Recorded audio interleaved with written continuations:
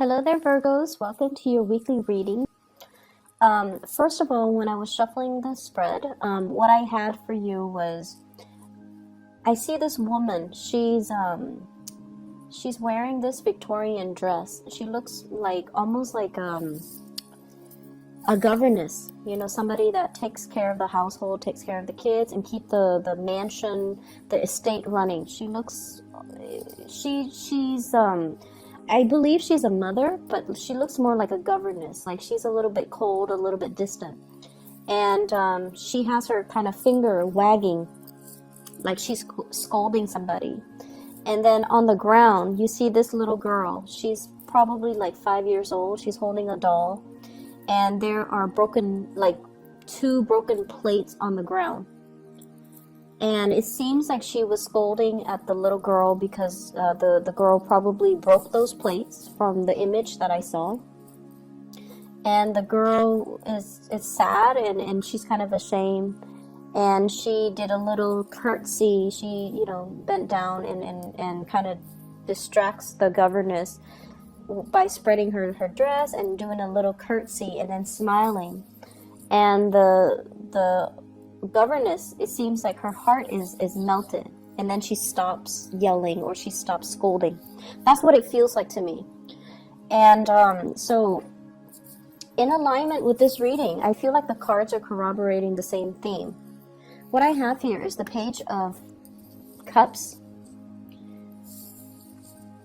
and I feel like there is somebody in your life who's a little bit of a charmer, who's a little bit of an attention seeker.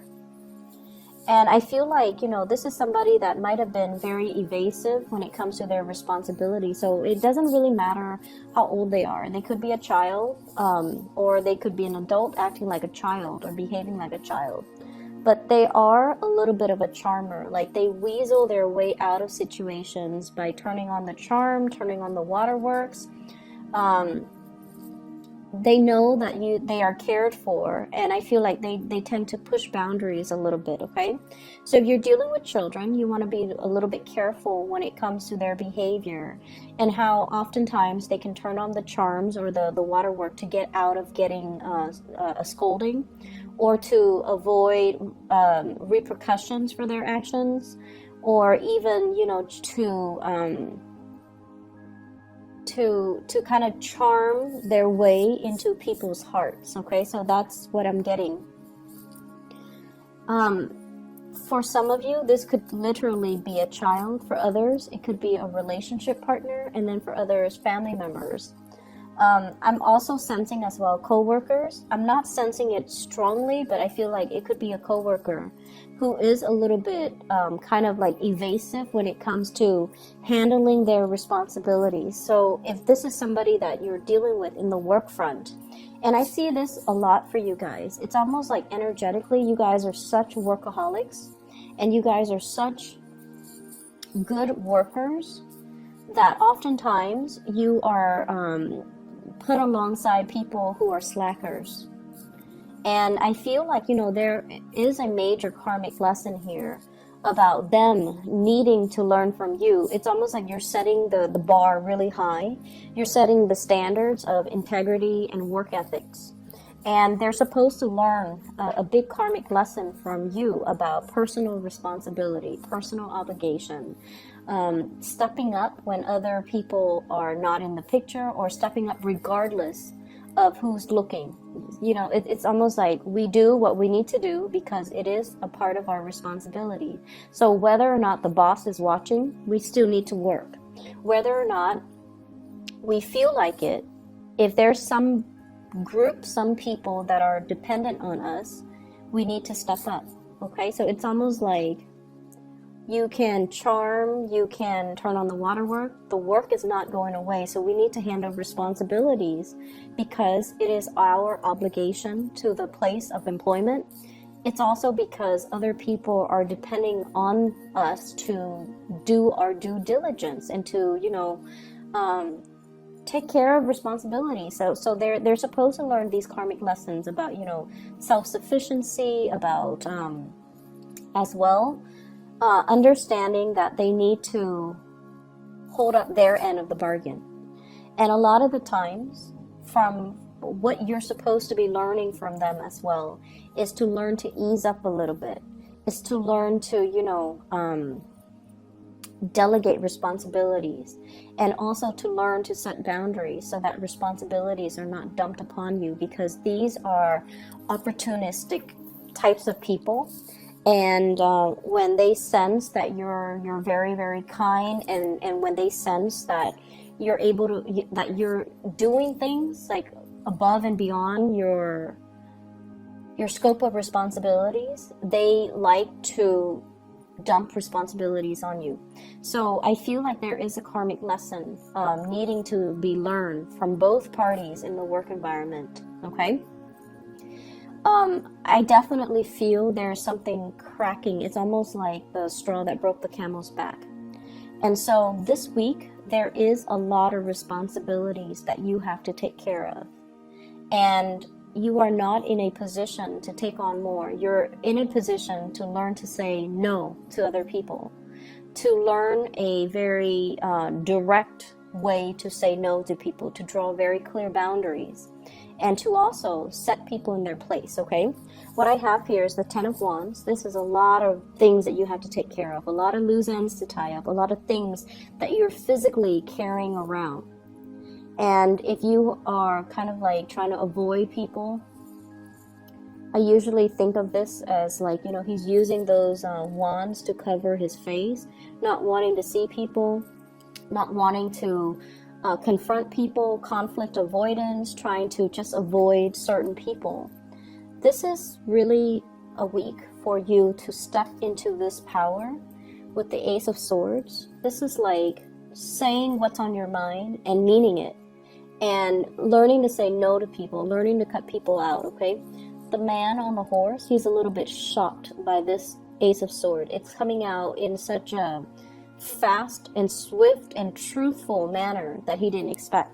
So if you have been kind of like, the doormat, I feel like this is the week where it's like, enough's enough. I'm not going to be taking on other people's responsibilities. I'm already, stretched thin. I'm already wearing multiple hats. I'm already going above and beyond my scope of responsibilities, and it's not fair.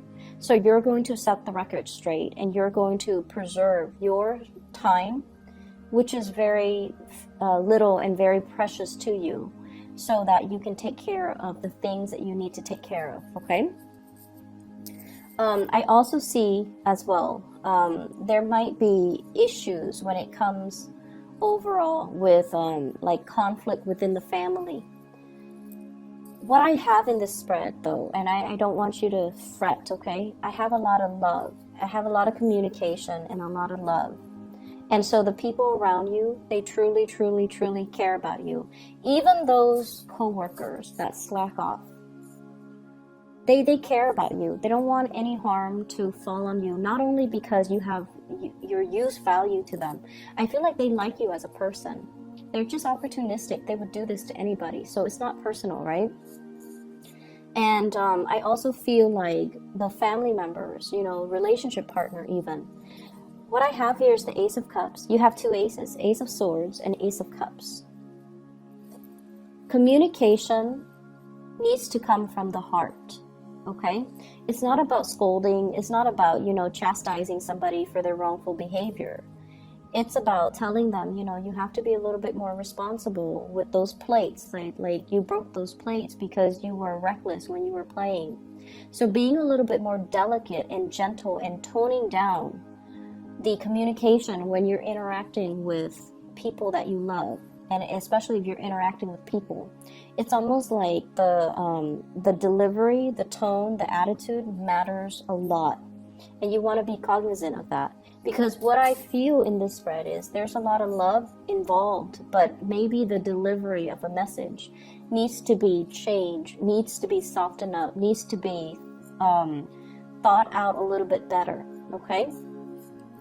But what I do feel is, there's definitely some people weaseling their way out of dealing with ramifications of their actions. There are also people as well. This is sort of like conflict, not seeing eye to eye with people, but it's a very slight, minor type of conflict. And a lot of it has to do with control issues, wanting to control other people, wanting to control environments, wanting to control a situation. This could be coming through from your end or from another person's end, but there's an element of control and wanting to have like a, it's like my way or the highway, you know. It's almost like, it's not so much about the broken plates, because, you know, the image that I saw was a child. Children are going to be children. They're going to be a little bit reckless. They're going to be a little bit clumsy. And so after everything is said and done, the plates are already broken, the child's already ashamed, and so they don't need, you know, that further reprimand, I guess. Okay, so gauging the situation and picking your battles and knowing when to get involved and when to kind of withdraw. Okay, so that's what I'm sensing here. I feel like in relationships, there might be a little bit of conflict coming in. And I feel like it's ideological in nature. Ideological in nature. I have here a fire sign, a Sagittarius, an Aries, or a Leo. And I also have a Taurus person in the picture as well. So what I feel here is, if you are in a relationship with any of those signs, there's definitely a lot of love. But I almost feel like ideological differences get in the way. And what we have to try to remember is, just because someone doesn't see things the way that we see things, it should not. So if it's just on the ideological viewpoint, if someone doesn't see things the way that you see things, it shouldn't diminish, you know, your love for them or their love for you. If someone rejects your idea, they're rejecting your idea. They're not rejecting you. If someone doesn't do what you ask them to do, it has nothing to do with you. It has everything to do with them and where they're at and the way they see a situation. So ideological differences doesn't really diminish the love. It doesn't diminish, or it doesn't undermine the love in the relationship. So seeing things from that perspective, I feel like, is really going to help transform the way this relationship works for you. So we can agree to disagree. We don't always need to agree on all topics under the sun in order for us to work as a unit, in order for us to move forward, in order for us to, you know, be together. Okay, and that is with family, that is with love relationships, and I feel more so with love relationships. So I almost feel like there is a major separation between your work life and your personal life, which is probably a good thing, but I almost feel like you have double standards when it comes to what you tolerate from people who are really close to you versus the really bad behaviors that you tolerate from people in your work environment. And I mean, you know, we do have to do what we need to do in order to survive. So we know that work pays the bills, and so when we come to work, we have to behave in a different manner. But I almost feel like this set of double standards, okay? It's like treating strangers with a lot of compassion, but treating your loved ones with a lot of like criticism. That's what it feels like to me. Because I have, with this Ace of Swords is on top and the Ace of Cups is on the bottom. It's like being harsh with certain people and then extending love to other people. And you want to make sure that the people are deserving, okay? You want to make sure that the people that are doing their due diligence, that are, you know, taking care of their responsibilities, are the ones that should be getting the love and the support. Whereas the ones that have been reneging on their responsibilities, that, you know, leave things to the last minute, are the ones that should be getting chastised. So I feel like directing your energy towards the right people, rather than directing your focus, directing your energy towards the right people, rather than penting up your energy and your anger and then having it come out, direct it towards the wrong people, the ones that don't deserve it, the ones that are just like on the sidelines, and the ones that have nothing to do with the root of the problem. Okay, so this is a week for us to kind of reassess where we have been too harsh and where we are giving our energy, and especially if we're giving our energy to people that are charming and just evasive and irresponsible, when we should be giving the love to people who are, doing their fair share of the work, who are responsible, who have been nothing but honest. So I feel like that element is coming through. You might be called in to mediate situations as well. And I feel like there might be, I'm seeing like an interview panel. It's like they're deciding on the next candidates, and somebody might call out sick and you might be kind of like interim. You might be called in to fill that position on a panel where you are assessing people's work potential. You're assessing people's skills. You are assessing people's work history. So I don't know if you're on a panel to do that. So like I said, somebody might call out sick. You might be a filler. Or if you do this on a regular basis, I feel like there will be a lot of good candidates. Okay, so be careful about those charming ones. Be careful about the ones that are, super articulate, but when it comes to their work history, and you want to make sure you follow up and call their references, okay, and asking the right questions. So I definitely feel like it's going to be a very busy week. There's lots to do and lots to take care of, and you need to keep your kind of like your mind razor sharp and pick your battle so that you're not stretched too thin. I'm seeing as well, I honestly feel many of you have a lot of support from the people in your work environment, especially the higher ups, okay? I mentioned this with Libras as well, but I also feel it coming through from you. With Libras, it seems like they're getting a lot of assistance. And I feel like with you, you don't reach out. You never reach out when you have, when you need assistance. You are very stoic, and this is like earth sign. This is typical earth sign energy. You, Taurus, Capricorn, you guys are very stoic. You guys are self-sufficient, and you pride yourself, especially you and the Capricorn. You pride yourself on being self-sufficient, on being able to do things on your own. And you work best actually when you're on your own, when you're left to your own devices, because you know what needs to be done. And so the whole process regarding teamwork, group effort, all of those things are nice in theory, but in real life, they hinder progress. In real life, if you're left to your own devices, that's when magic happens.